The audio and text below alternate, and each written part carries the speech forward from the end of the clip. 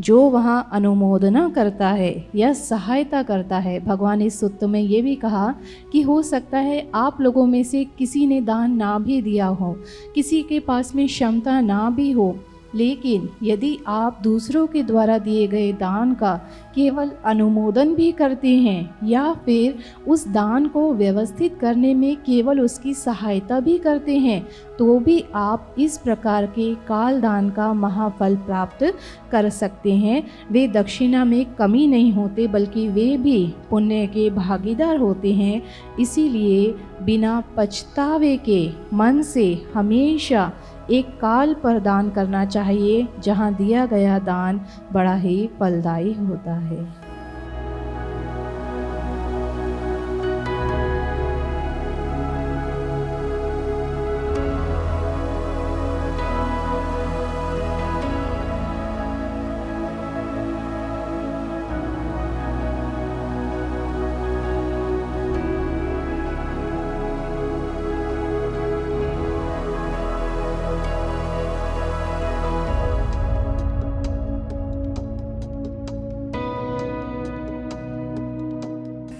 जब हो शासन बुद्ध का, जब हो जन्म मानव का, तभी तो संभव हो पाता है ये पुण्य का अवसर आता है। ये कठिन वरदान, हाँ ये कठिन वरदान। आओ मिलकर हम सब ज्ञान अर्जित करें, आओ मिलकर हम सब ज्ञान अर्जित करें, इस पावन अवसर को मन में भरे। धम्म के इस मार्ग से ना हो पीछे कदम, आगतम स्वागतम स्वागतम स्वागतम। संघ के द्वारा कालदान सूक्त का पठन होगा। सभी संघ को कालदान सूक्त दिया गया है। मैं सभी भिक्षु और भिक्षुणी संघ से याचना करती हूँ, क्योंकि भगवान ने जो दान के विषय में बताया है, तो दान के विषय में एक आता है काल दान। तो दान तो बहुत तरह का होता है, लेकिन काल दान का मतलब है सही समय पर दिया गया दान।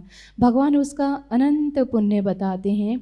जिस प्रकार से कोई दोपहर को, आप जानते हैं कि संघ 12 बजे से पूर्व भोजन ग्रहण करता है, परंतु यदि कोई भोजन लेकर आए, भोजन बड़ी श्रद्धा से पकाया गया हो, परंतु वह 12 बजे के पश्चात शाम को लेकर आए, तो वो भोजन तो हुआ, श्रद्धा तो हुई, लेकिन काल दान नहीं हुआ, समय पर दिया गया दान नहीं हुआ।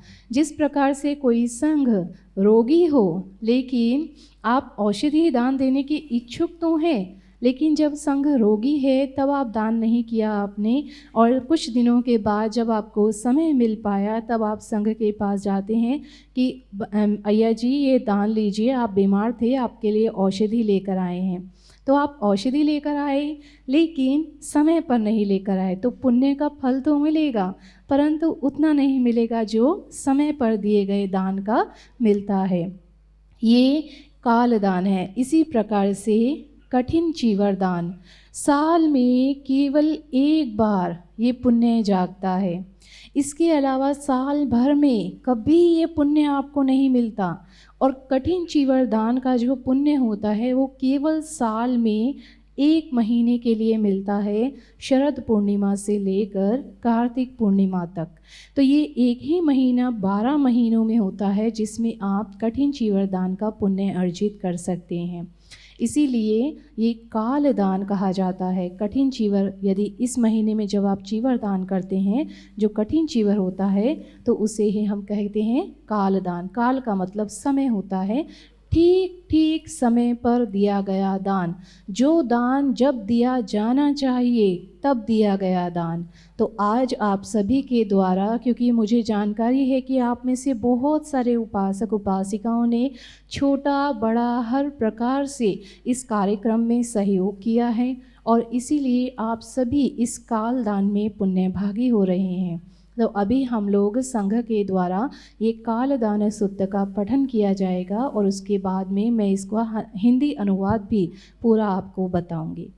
नमो तस् भगवतो अरहतो सम्मा सम्बुद्धस्स पंचमानि भिक्खवे कालदानानि कतमानि पंच आगन्तुकस्य दानं देति गमिकस्य दानं देति गिलानस्य दानं देति दुर्भिक्खे दानं देति यानि तानि नवसस्सानि नवफलानि तानि पटमंसि लवन्तेषु पतिष्ठापेति इमानि को भिक्खवे पंचकालदानानीति। भगवान कालदान सूत्र में कहते हैं ये 5 उचित समय पर दिए जाने वाले दान हैं। कौन से 5? आने वाले अतिथि को, यानी कि हम लोग संघ वंदना करते हैं तो आहु नहीं हो, पाहु नहीं हो, आमंत्रित करने योग्य, पाहु न बनाने योग्य, तो भगवान उन्हीं की बात करते हैं कि आने वाले संघ को दान देना, जाने वाले यात्री को दान देना, रोगी को दान देना, दुर्भिक्ष अकाल यानी कि जो काल ना भी हो लेकिन अगर वो कोई ऐसी परिस्थिति है जहाँ पर देना ही चाहिए, जैसे कि मैंने अभी आपको भोजन का उदाहरण दिया, यदि कोई संघ रोगी है तो शाम को भोजन नहीं करते लेकिन रोगी है तो उस समय भी दान दिया जा सकता है। और जो नए अन्न और नए फल हैं, आप लोगों ने देखा होगा कि अन्य परंपराओं में भी मैंने देखा है, अन्य संप्रदायों में, अन्य धर्मों में भी मैंने देखा है कि जब भी कोई नया फल आता है या कोई नई फसल कटती है तो सबसे पहले वो फल या सबसे पहली फसल का जो अन्न होता है वो संघ को दान किया जाता है। तो आप लोग भी इस प्रकार का, भगवान कहते हैं ये भी कौन सा दान है? कालदान है। तो भगवान कहते हैं कि ये 5 उचित समय पर दिए जाने वाले दान हैं। आने वाले आगंतुक को दान देना, जाने वाले यात्री को दान देना, रोगी को दान देना, अकाल दुर्भिक्ष में दान देना, और जो नए अन्न और नए फल हैं उन्हें पहले सदाचारी लोगों को दान देना। ये 5 उचित समय के दान हैं। इसीलिए प्रज्ञावान लोग दानशील और कंजूसी से मुक्त होकर लोग उचित समय पर दान देते हैं। उचित समय पर आर्यों को, सीधे और ऐसे गुणे वाले लोगों को दिया गया दान होता है तो उसका मन प्रसन्न होता है, और ऐसे काल पर दिए गए दान का फल बहुत महान फल होता है। जो वहाँ अनुमोदना करता है या सहायता करता है, भगवान इस सूत्र में ये भी कहा कि हो सकता है आप लोगों में से किसी ने दान ना भी दिया हो, किसी के पास में क्षमता ना भी हो, लेकिन यदि आप दूसरों के द्वारा दिए गए दान का केवल अनुमोदन भी करते हैं या फिर उस दान को व्यवस्थित करने में केवल उसकी सहायता भी करते हैं तो भी आप इस प्रकार के काल दान का महाफल प्राप्त कर सकते हैं। वे दक्षिणा में कमी नहीं होते बल्कि वे भी पुण्य के भागीदार होते हैं। इसीलिए बिना पछतावे के मन से हमेशा एक काल पर दान करना चाहिए जहाँ दिया गया दान बड़ा ही फलदायी होता है। जो संघ का कोई भी संघ कम है तो उसके लिए कैसे आयोजन किया जाता है और कैसे संघ को जो सपोर्ट है उपासक उपासिकाएं करते हैं। ये जो कठिन पुण्य महोत्सव है इसको श्रीलंका में 3 महीनों तक इसकी तैयारियां होती, जैसे कि आषाढ़ पूर्णिमा से लेकर अश्विन पूर्णिमा तक वर्षावास का काल होता है। आप सभी जानते हैं वर्षावास के लिए याचना करने के लिए, यानी कि संघ एक जगह ही रहता है। ज़्यादातर ऐसा होता है कि संघ एक मोनेस्ट्री में या कोई एक विहार है, विहार को पांसल कहते हैं। विहार जो गांव में है, मोनेस्ट्री जो गांव के बाहर है, जो बहुत बड़ा सेंटर है।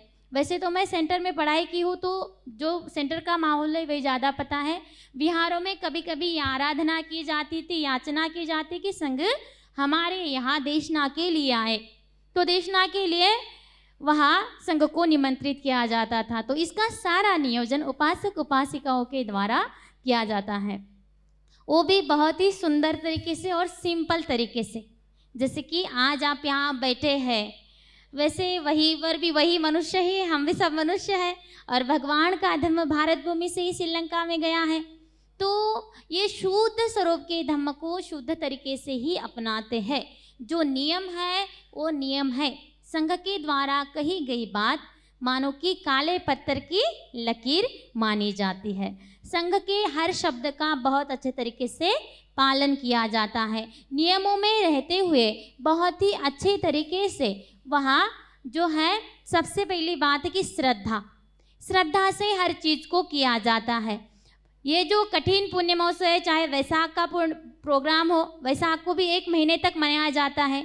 जैसे कि वैशाख पूर्णिमा को 1 दिन आपके यहाँ मनाया जाता है, हमारे इंडिया में 1 दिन मनाया जाता है। वैशाख पूर्णिमा के दिन बहुत बड़ा उत्सव मनाया हो गया, लेकिन श्रीलंका में वैशाख पूर्णिमा को 1 महीने तक मनाया जाता है। यानी कि वैशाख पूर्णिमा के पहले 15 दिन और आगे के 15 दिन, ऐसा 1 महीना तक उसे बहुत ही अच्छे तरीके से मनाया जाता है। अगर मॉनेस्ट्री में है तो बहुत बड़ी संख्या में संघ रहता है। जहाँ हम पढ़ाई करते थे वहाँ 100 भिक्षुणियाँ रहती थी। मानो भिक्षुणियाँ सामनीरिया सब मिलके 100 लोग थे हम। तो इन 100 लोगों को अपनी अपनी जिम्मेदारी, एक भिक्षुणी के अंडर में 10 से 15 उपासिकाएँ या उपासक काम करेंगे। जो जिनको काम दिया है छोटे छोटे, अगर ये देखो अच्छे से डेकोरेट किया है यहाँ पे उपासिकाओं ने, छोटा एक आपने इंडिया में दिवाली मनाई जाती है। इस साल तो बहुत अच्छे से दिवाली मनाई है लोगों ने। तो जो दिवाली मनाई जाती है उसी हिसाब से श्रीलंका में वैशाख का जो पुण्य महोत्सव है, जो संघ के महोत्सव होते हैं उसको पुण्य महोत्सव, पुण्यदान का महोत्सव कहा जाता है। उपासक के है, यानी कि दैनंदिन जीवन का जो कार्यक्रम है कोई भी होता है, अगर किसी के घर जो घरेलू प्रोग्राम है, कोई वैयक्तिक है, किसी का जन्मदिन है, किसी की एनिवर्सरी है, किसी का कुछ है, तो अलग तरीके से। लेकिन संघ का आगमन जहाँ होता है वो पूरी तरीके से डिसिप्लिन के साथ होता है, और इसके लिए सारे उपासकों के नंबर लगते हैं। वैशाख का 1 महीने का नियोजन एक मॉनेस्ट्री का 1 गांव 2 गांव मिलकर करते हैं। मॉनेस्ट्री है तो मॉनेस्ट्री में, हमारी ये मॉनेस्ट्री 1100 एकड़ में है, तो ये 1100 एकड़ का एरिया, यहाँ का जो परिसर उसको सजाना या ये सब चीज़ें नेचुरल होती है। जैसे कि जो नारियल के पेड़ है, नारियल पेड़ के पत्तों से बना के वो तोरण लगाते हैं, पत्तों से बना के पायदान बिछाते हैं संघ के लिए। ये सारी चीज़ें हाथों से करती, इनको बहुत दिन लगता है। लेकिन अपने दैनंदिन जीवन से बचा हुआ समय जो अच्छे काम के लिए वो खर्च करते हैं। इसमें केवल एक श्रमदान ही नहीं है, तो अर्थदान के लिए भी वो हर दिन अपने कमाई का हिस्सा एक साइड में रखते हैं, ताकि हम हर दिन कुछ ना कुछ पुण्य कर सके। हर घर में ज़्यादातर घर का एक ना एक कोई तो व्यक्ति प्रवज्जित होता ही होता है। ज़्यादातर एक घर में मानो 4 लोग हैं, 5 लोग हैं, तो उनके घर का एक व्यक्ति प्रवज्जित होते ही है। संघ के लिए संघ को दान दिया जाता है, चाहे वो लड़की है या लड़का है। हमारे यहाँ जैसे कि अय्या जी का एक सपना है, यानी कि वो हमारा भी है सब संघ का, कि भिक्षुणी संघ आगे बढ़े। श्रीलंका में सब कार्य भिक्षुणी संघ को सपोर्ट करने। मानो कोई प्रवज्जित हो रहा है, कोई लड़की है जो प्रवज्जित हो रही है, बड़ी बहन ने अगर शादी कर ली तो छोटी बहन है, तो वो प्रवज्जित होना चाहती है, तो उसको प्रवज्जित करने के लिए पूरा गांव मोहल्ला पूरा का पूरा एरिया उसको सपोर्ट करते हैं, उसको आनंदित रखते हैं। उनकी हर चीज़ को, केवल माता पिता ही दायाद नहीं है, तो हर व्यक्ति दायाद बनने के लिए प्रयास करता है कि ऐसे संघ का हम दायाद बने जो कि अपने जीवन में क्या कर रहा है, समर्पण कर रहा है, एक अलग तरीके से समर्पण कर रहा है, छोटी से छोटी चीज़ को लेकर बड़े चीज़ों तक। कठिन पुण्य महोत्सव का कि तो सालों तक उनको 3-3, 4-4 साल लगते हैं, उनका नंबर नहीं आता कठिन पुण्य के लिए। आप बहुत पुण्यवान हैं कि आपको जो कुछ उपासिका है, यानी कि कठिन कोई एक व्यक्ति होता है जहाँ पर 3 महीने उन्होंने संघ को याचना की है कि संघ इन 3 महीने तक हमें क्या करें, तो धम्म का उपदेश दे। तो संघ को केवल उपदेश देने के लिए नहीं है, तो ये 3 महीने संघ को तपने के लिए होते हैं, उनको समय देने के लिए होते हैं। तो संघ अपने शीलों को सुरक्षित रख सके, उनके साथ साथ हम भी खुद सुरक्षित रह सके, तो उनकी पूरी तरीके से ख्याल रखा जाता है कि सील का, जो खुद के सील को ध्यान में रखते हुए संघ की सील का भी बहुत क्या रखते हैं, ध्यान रखते हैं। संघ को ध्यान के लिए समय मिल रहा कि नहीं। उनके 4 बच्चों के साथ साथ, केवल 4 बच्चे, हमें लगता है कि संघ को भोजन दान देना, चीवर दान देना, औषधि का दान देना और शयनासन का दान देना, ये 4 के 4 ही बच्चे को वो उपासक इन 3 महीनों में पूरा करते हैं। 3 महीने तक चाहे कितनी भी विपदा आए, जिन्होंने ये अधिष्ठान किया है, जिन्होंने संघ को याचना की है, वो संघ की हर जिम्मेदारी यानी कि संघ की हर जो कोई भी समस्या है उसे पूरे करते हैं। उनको यानी कि समस्या को पूरी तरीके से सॉल्व करने का प्रयास करते हैं, उनके हर बात को बहुत ही अच्छे तरीके से समझते हैं। ये क्यों होता है, इसका भी एक रीज़न मैंने खुद ऑब्जर्व किया है कि श्रीलंका में 3 साल का जब बच्चा होता है तो पहले उसे विहार में पढ़ाया जाता है। ये कंपलसरी है कि अपने घर के आसपास जहाँ कहीं भी धम्म संस्कार केंद्र यानी कि अपनी भाषा में धम्म संस्कार केंद्र, वहाँ का विहार भी बहुत बड़ी संघ यानी कि जो परिसर है, परिसर में होता है।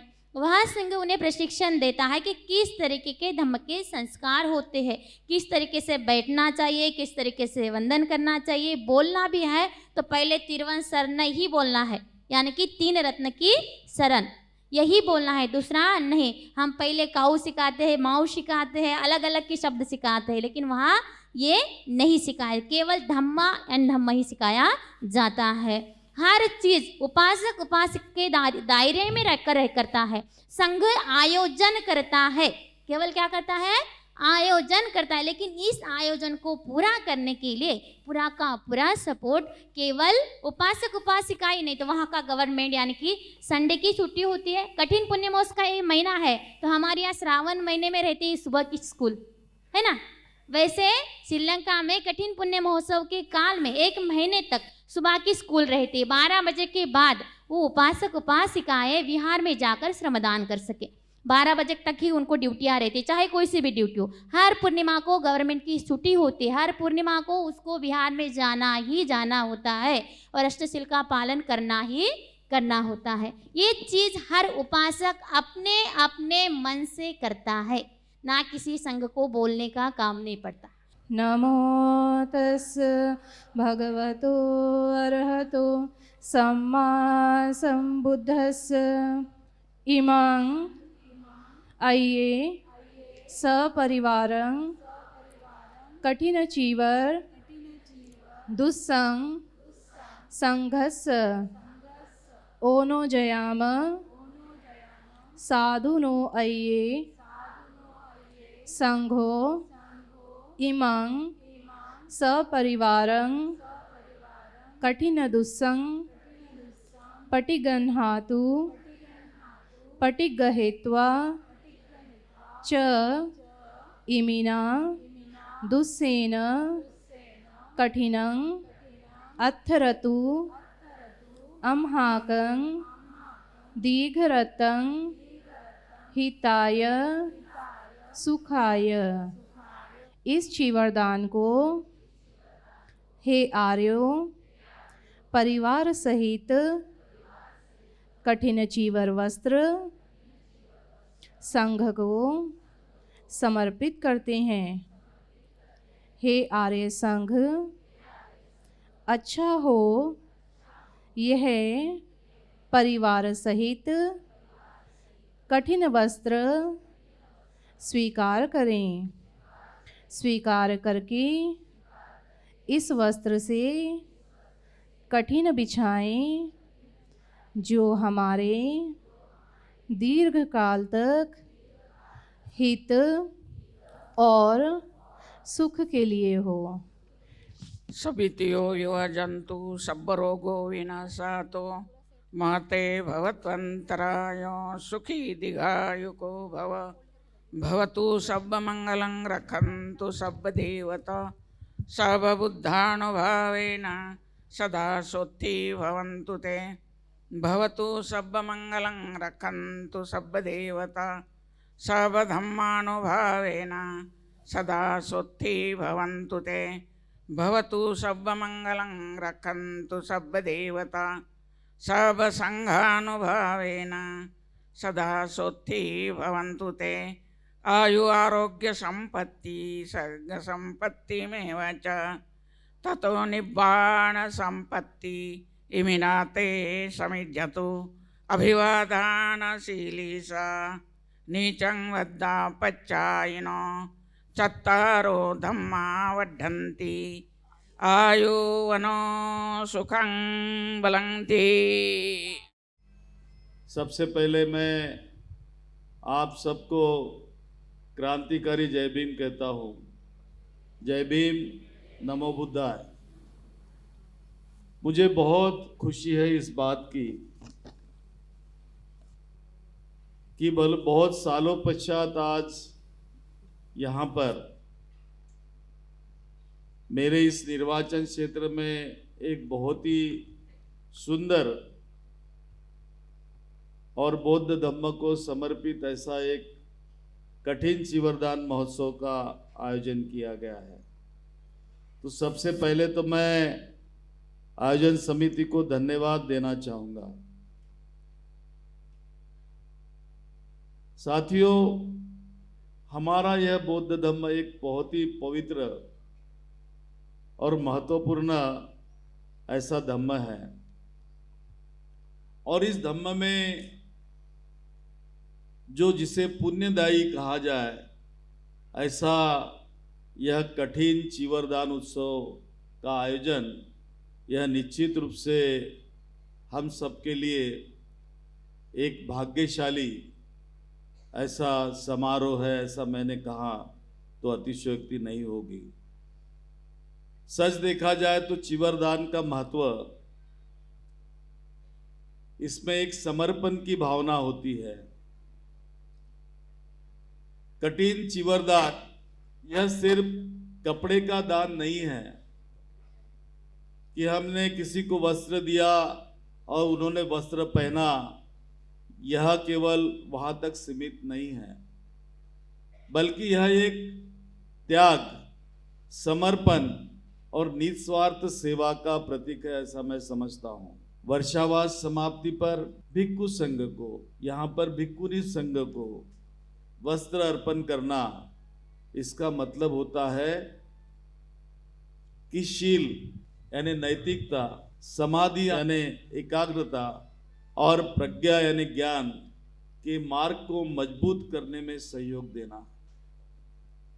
तथागत भगवान बुद्ध ने हमें दान पारमिता का महत्व समझाया।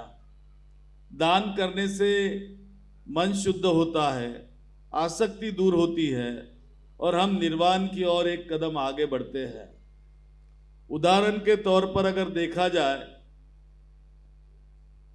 तो भिक्षुनी जी को दिया गया यह चीवर, उन्हें बाहरी आवरण के साथ साथ हम धम्म कार्य और लोक कल्याण में और अधिक शक्ति से जुटने की प्रेरणा देता है।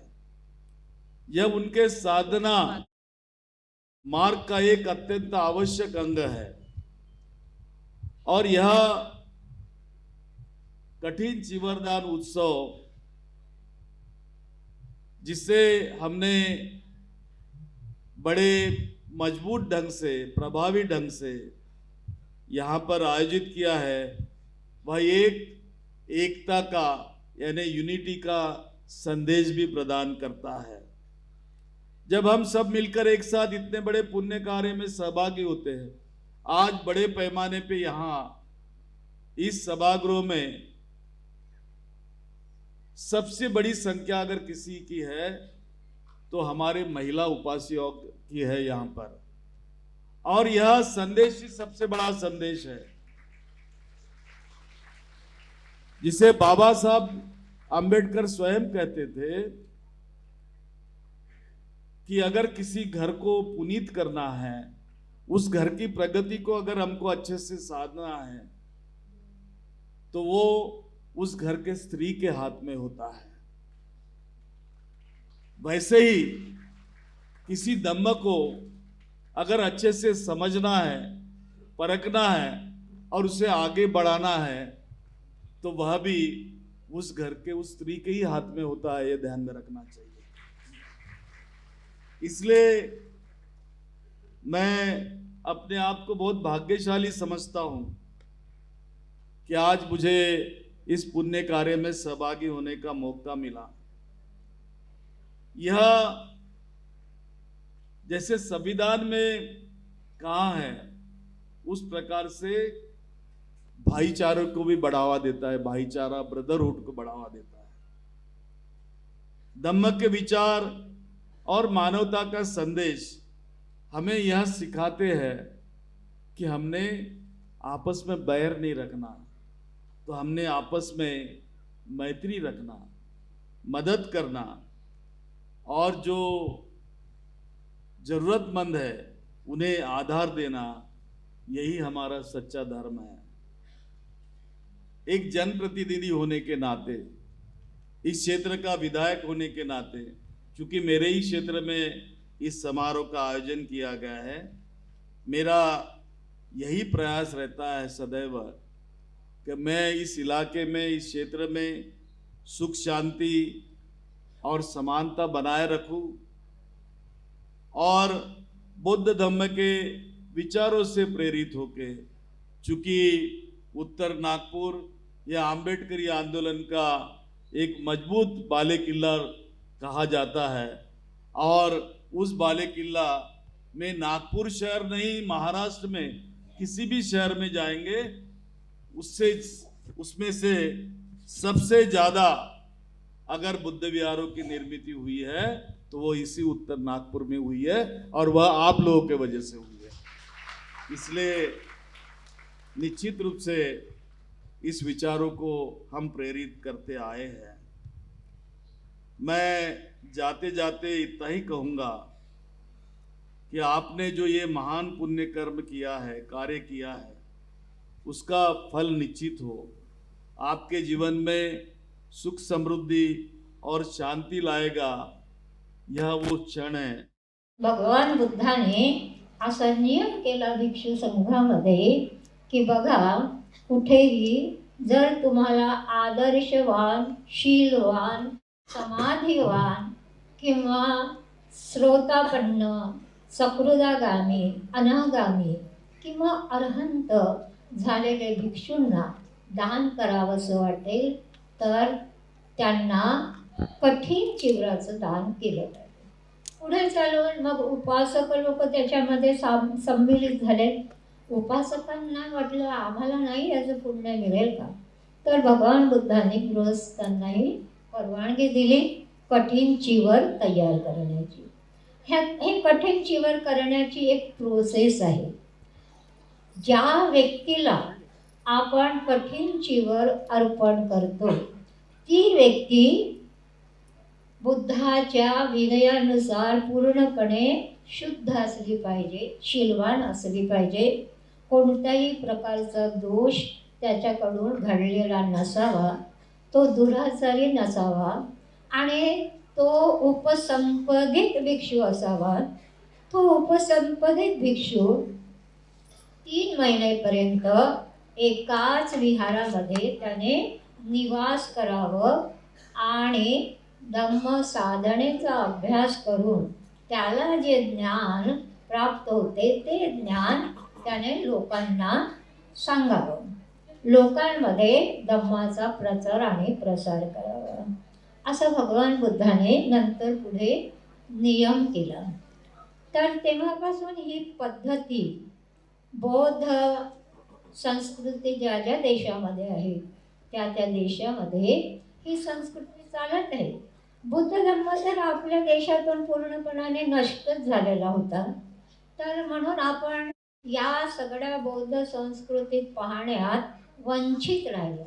पण Sri Lanka, Thailand, Japan, Korea, Vietnam, आता अमेरिका अशा ठिकाणी हे कठीण चिवरदान फार उत्साहाने साजरं करण्यात येतं। असं म्हणतात की श्रीलंकेमध्ये ज्या कोणी उपासिका, उपासक एकेका विहारामध्ये कठीण चिवर अर्पण करत असायचे, एकदा तिथल्या राजाला असं वाटलं हे सगळे उपासकच करतात, मी का नाही करावं, तर त्याने सगळ्या नगरातल्या, राज्यातल्या विहारांमध्ये अशी माहिती पसरवली की यावर्षी कोणीही चिवरदान करणार नाही, कठीण चिवरदान करणार नाही, मीच करेन। तर सगळ्यांना सगळ्या विहारातल्या भिक्षू लोकांना त्याने आपल्याकडून कठीणची वरदान दिलं. साधं नाही आहे, तुमचं फार पुण्य आहे. ज्याला नुसतं कठीणची वरदान कसं होते पाहण्याची संधी मिळाली ना, तेही मोठे भाग्यवान आहे.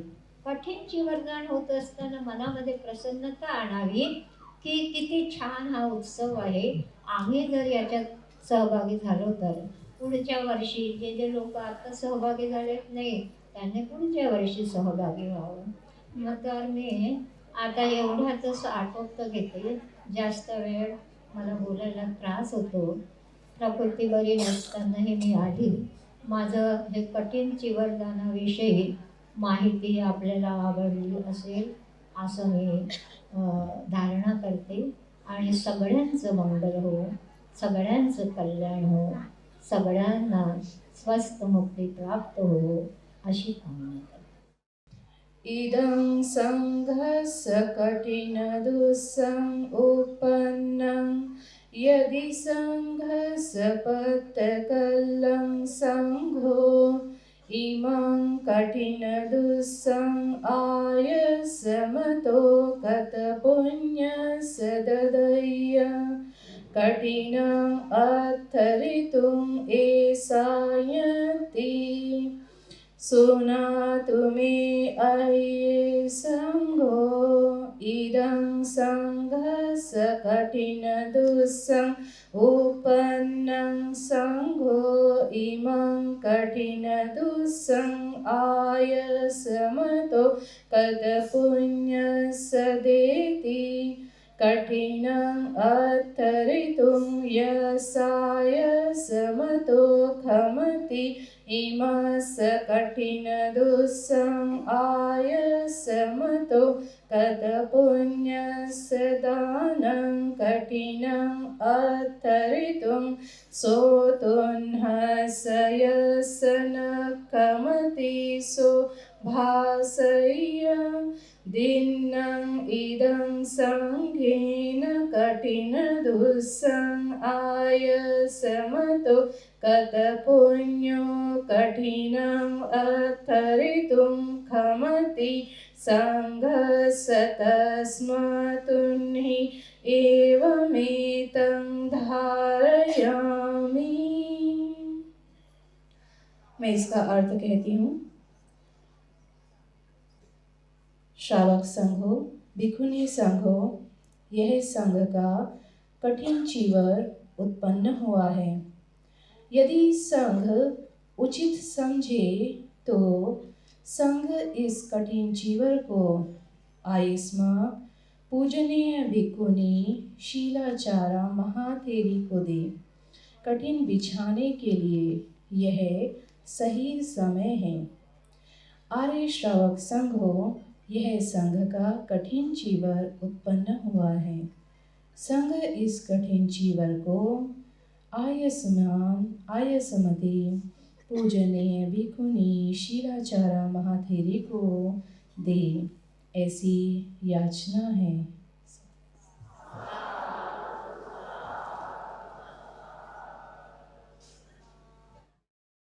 अतिशय शांततापूर्ण गंभीरपणे आपण कठीण चिवरचा धम्म ग्रहण केला त्याबद्दल आपण सर्वांचे साधुवाद। आदरणीय भिक्षुणी शाक्य धम्मदिनाजी ज्या बोधिपक्षीय धम्म फाउंडेशनच्या सन्माननीय संस्थापक आहेत आणि ज्यांच्या माध्यमातून गेल्या अनेक वर्षांपासून विनयशील भिक्षुणी संघ निर्माण व्हावा यासाठी कार्यरत असणाऱ्या भिक्षुणी शाक्य धम्मदिना या बीकॉम बुद्धिस्ट स्टडीजमध्ये MA अभिधम्म दर्शनमध्ये स्वर्ण पदक, त्याचप्रमाणे LLB बौद्ध दर्शन बौद्ध शास्त्रामध्ये त्यांना PhDचे त्यांचा लक्ष्य आहे। 2020ला बँकॉक थायलंडला भिक्षुणीची जी उपसंपदा ती त्यांनी ग्रहण केली। 3 महिने त्यानंतर अभिधम्मचं विशेष प्रशिक्षण सुद्धा त्यांनी घेतलेलं आहे। भारतातील हरियाणा, उत्तर प्रदेश, बिहार, महाराष्ट्र अशा अनेक प्रांतात आणि आता तर त्यांनी कॅनडा येथे या वर्षीचा वर्षावास सुद्धा त्यांचा संपन्न झालेला आहे।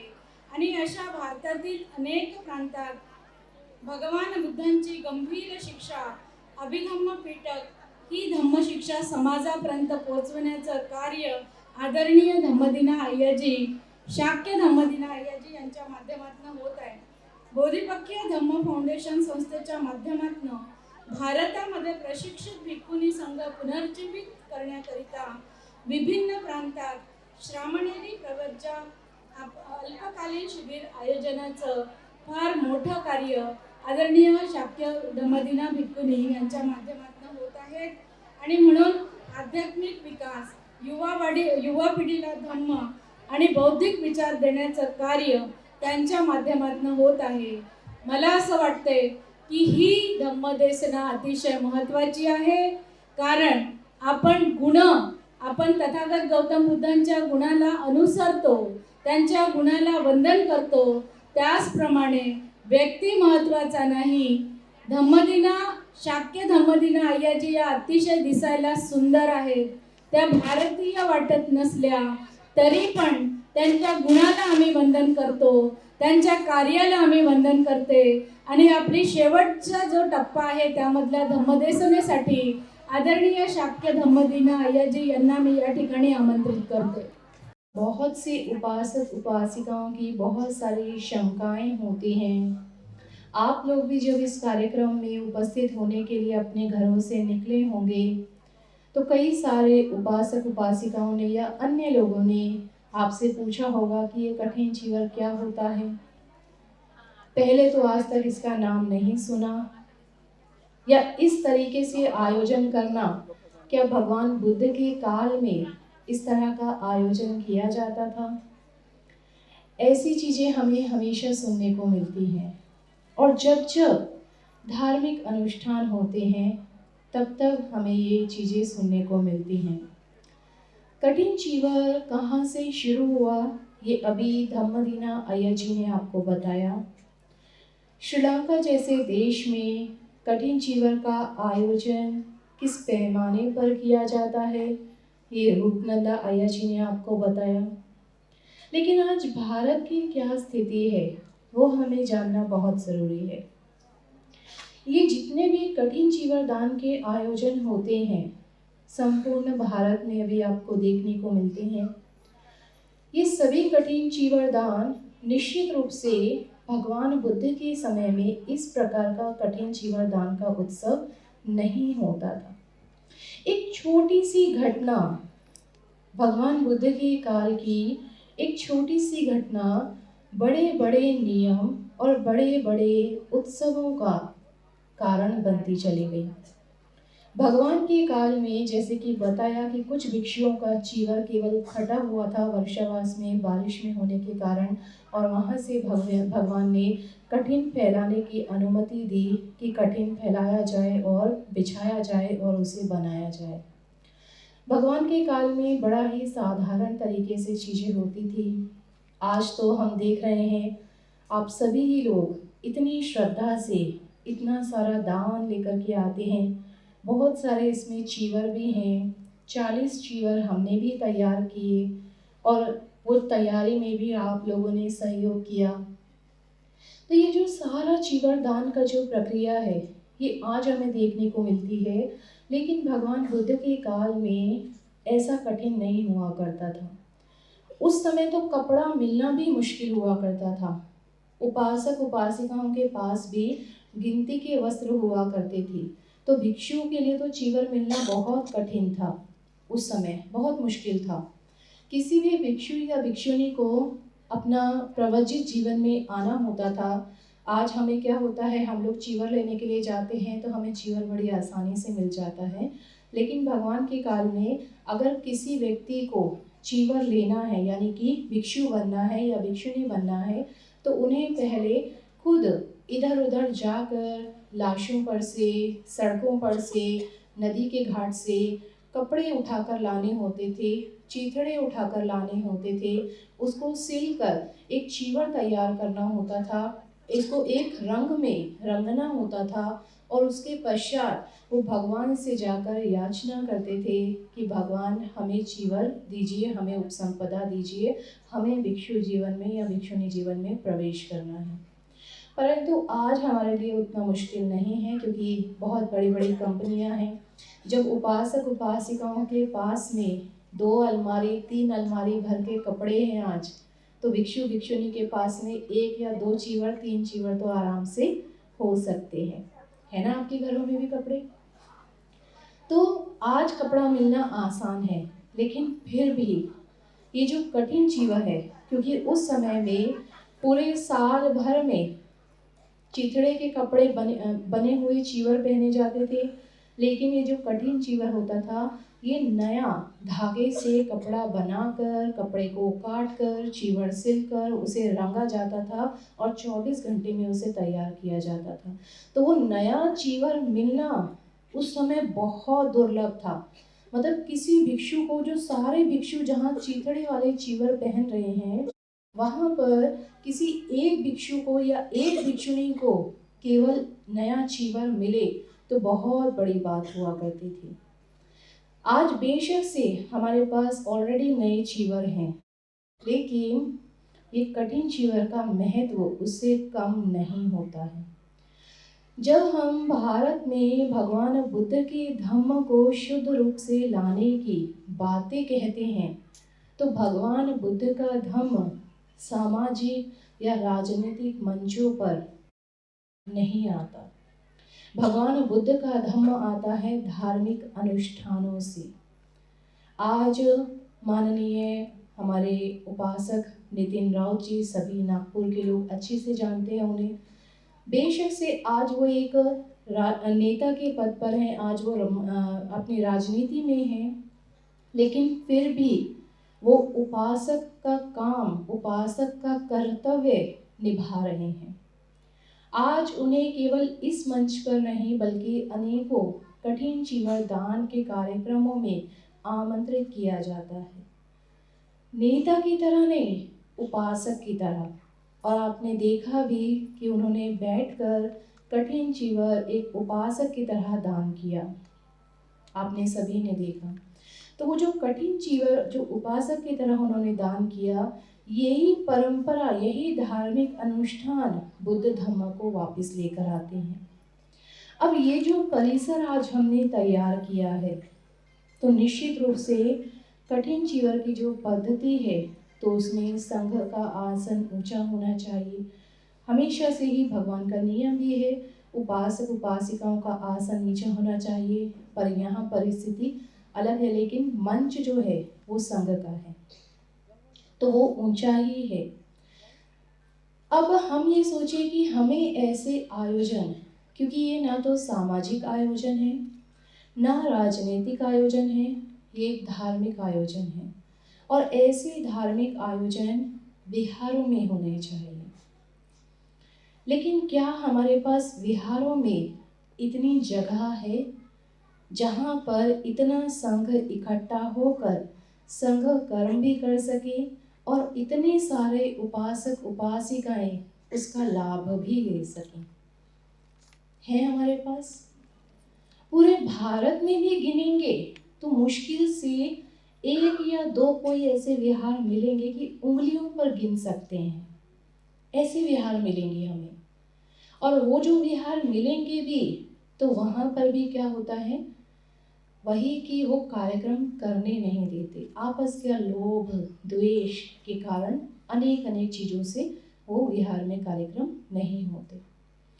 तो उपासक उपासिकाओं को ये समझना होगा कि हमें संघ पर, मैं हमेशा कहती हूँ, आप लोगों का संघ पर दोषारोपण करना कि भिक्षु संघ ऐसा नहीं करता, भिक्षुणी संघ ऐसा नहीं करते, ये बहुत आसान होता है।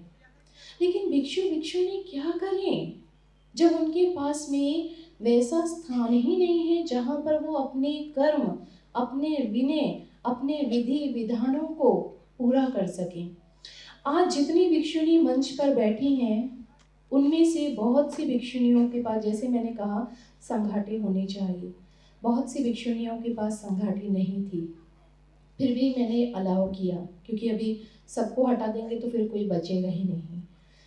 क्यों भिक्षुणियों के पास संघाटे नहीं है? उन्हें पता नहीं है क्यों? क्योंकि बहुत कम ऐसे संघ कर्म में भिक्षुनियाँ भी इंक्लूड हुई होंगी। मैं अय्या जी लोगों से भी पूछना चाहती हूँ, आप लोगों को भी मालूम होगा कि ये संघ कर्म की जो विधि है, मुझे नहीं लगता कि कभी किसी को मालूम भी होगा, ऐसा नहीं कह रही कि नहीं मालूम बिल्कुल, लेकिन विधि की जाती है, इस तरह से की जाती है, ये मुझे लगता है कभी आज तक हम लोगों ने नहीं की है। कारण संघ कर्म के लिए जगह ही नहीं है। जैसे मैंने कहा, सीमा होती है एक, अगर इस सीमा को किसी ने टच भी कर दिया होगा तो वो सीमा दूषित हो गई और संघ कर्म हमें फिर से शुरू करना पड़ेगा। तो जो प्रॉपर विहार होते हैं, विहार जो होते हैं उसमें सीमा होती है। सीमा यानी कि बाउंड्री। सीमा, जो यहाँ जिन लोगों का नाम सीमा होगा वो अपना नाम ना सोचें। तो सीमा यानी कि बाउंड्री। तो बाउंड्री बनाई जाती है, बंद कमरे होते हैं या बंद बाउंड्री होती है जहाँ पर संघ अपना कर्म करता है। और जब संघ कर्म करेगा ही नहीं तो उनके अंदर वो संघ वाली भावना ही नहीं आएगी। आज अगर संघ यहाँ बैठा है और संघ कर्म किया है तो ये संघ को भी और आप लोगों को भी पता चला होगा कि ये ऐसी भी कोई चीज होती है। तो संघ को आज यहाँ बैठकर संघ कर्म करने में एक अलग भाव उत्पन्न हुआ होगा कि हम लोग किसी एक यूनिटी का हिस्सा हैं, किसी समूह का हिस्सा हैं और हमारे भी अपने कुछ कर्म होते हैं, हमें इकट्ठा बैठना होता है, हमें इकट्ठे बैठकर कुछ कर्म करना होता है। आप लोगों को भी पता चला होगा, ऐसे ही नहीं कि कोई भिक्षु एक दिशा में, कोई भिक्षुनी इस दिशा में जा रहे हैं तो वो इधर उधर ऐसे ही बस टीवर ले लिया और विचरण कर रहे हैं, नहीं। उनका अपना एक संघ कर्म होता है, उन्हें साथ में बैठना होता है, साथ में बैठकर कुछ विधि विधान सारी चीज़ें संस्कार करने होते हैं। तब पता चलता है कि वो किसी समूह का हिस्सा है और उनकी जिम्मेदारी केवल उपासक उपासिकाओं को धर्म देना नहीं है, बल्कि उनकी जिम्मेदारी एक संगठित होकर एक समूह का हिस्सा बनकर नियमों का, विनय का भी अनुसरण करना है। अगर आज मैं कुछ गलत करती हूँ तो ये संघ मुझे दोषी ठहरा सकता है और मुझे इनसे माफ़ी मांगनी होगी। यहाँ कोई भिक्षु या भिक्षुनी गलत करते हैं तो वो दोषी होंगे, हम उन्हें दोषी ठहरा सकते हैं और उन्हें संघ के सामने माफ़ी मांगनी होगी, लेकिन ये संघ का नियम होता है। लेकिन ऐसे संघ कर्म के लिए जो सीमा बनाई जाती है, वो सीमा बनाना किसका कर्म होता है? उपासक उपासिकाओं का। पर हमें आज तक पता ही नहीं। एक 20 बाय 50 का हॉल बनाया, थाईलैंड से मूर्ति लेकर आए, बड़ी छोटी सी कुटी बनाई तो बनाई, नहीं बनाई तो नहीं सही। उसमें भी अगर टॉयलेट नहीं है, पानी नहीं है तो भंते जी को ये सब क्यों चाहिए? भंते जी क्या विलासितापूर्ण जीवन जीने के लिए आए हैं? विहारों में टॉयलेट भी नहीं होते, और अगर टॉयलेट, यहाँ पर बहुत सारे विहारों में, आप सभी को मालूम है, बहुत सारे विहारों में बाथरूम टॉयलेट भी नहीं है और भिक्षु भिक्षुनियों को किसी के घर में, सामने, आसपास में, पड़ोस में किसी के घर में टॉयलेट के लिए जाना होता है। और जब कहा जाए तो बनते लोगों को क्या जरूरत है? अरे वो तो नैसर्गिक प्रक्रिया है, टॉयलेट की भी जरूरत नहीं होगी क्या? तो ऐसी हमारी मानसिकता अगर है कि हम लोग संघ को क्या समझते हैं, निश्चित रूप से जो संघ भगवान बुद्ध के काल में था, हम वो संघ नहीं है, मैं भी नहीं हूँ, बिल्कुल नहीं हूँ। लेकिन जो उपासक उपासिकाएं भगवान बुद्ध के काल में थे, क्या वैसे उपासक उपासिका हैं? हमें दोनों तरफ से सक्षम होना है ना। हमें संघ को मजबूत करना है तो हमें उपासक उपासिकाओं को भी तैयार करना है। उपासक उपासिकाओं को पता होना चाहिए उपोषित ग्रह क्या होता है, सीमा क्या होती है, हमें संघ के लिए क्या कैसा बना कर देना है संघ के, ताकि वहाँ रह सके, अपने संघ कर्म कर सके, परिशुद्ध हो सके। आज किसी भिक्षु को किसी भिक्षु से मतलब नहीं, किसी भिक्षुनी को किसी भिक्षुनी से मतलब नहीं, क्योंकि एक जगह यूनाइट ही नहीं हो पा रहे। बस कार्यक्रम होता है, आते हैं, संगदान लिया और चले जाते हैं, लेकिन एक संघ का समूह का हिस्सा है ये हम नहीं समझ पा रहे हैं। क्यों? क्योंकि ऐसी बैठने की जगह ही नहीं, संघ के पास में ऐसी बैठने की जगह नहीं है।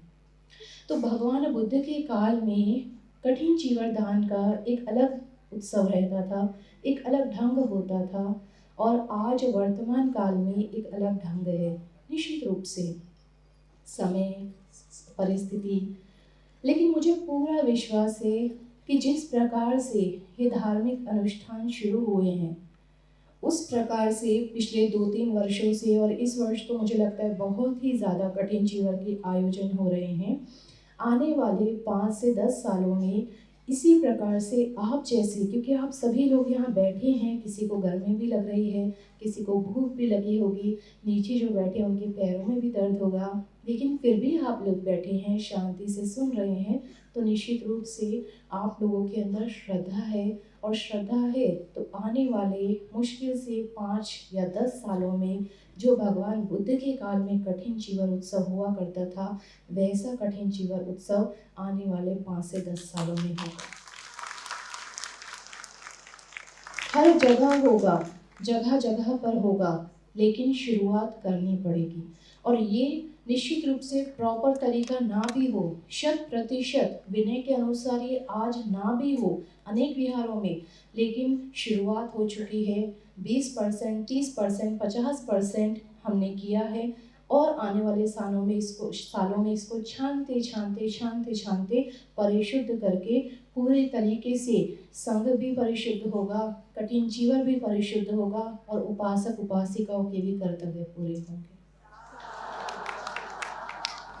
या ठिकाणी संघदानासाठी काही नावं आलेले आहेत ज्यांनी संघदान केलं आहे आणि पुण्य संपादन करण्यासाठी त्यांनी जो या कार्यक्रमाला संघदान केलेलं आहे त्यांची नावं मी या ठिकाणी घेत आहे।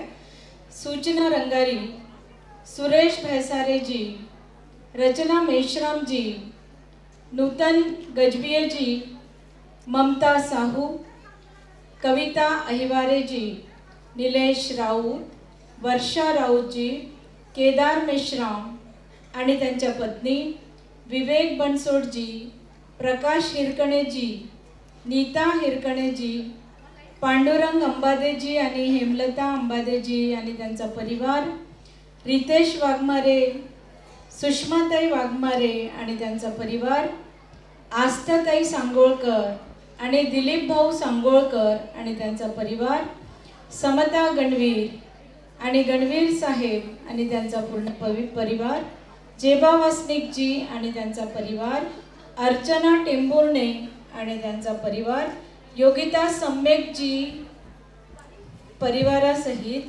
अलका अशोकजी, डोंगरे परिवार, विजय डहाटजी यांचा परिवार, चंद्रमणी गजबेजी आणि परिवार, पराग उकेजी आणि परिवार, सुरेखा मडामेजी आणि परिवार, विमला देवी परिवार, परेश चावडे जे गुजरातमधून त्यांनी दान केलं आहे ते आणि त्यांचा परिवार, विशाखा दागेजी, अर्चना बागडेजी आणि या ठिकाणी कठीण चीवरदानाच्या संदर्भामध्ये ज्यांचं योगदान राहिले अशा शोभना प्रीतम टेंभुर्णेजी आणि परिवार।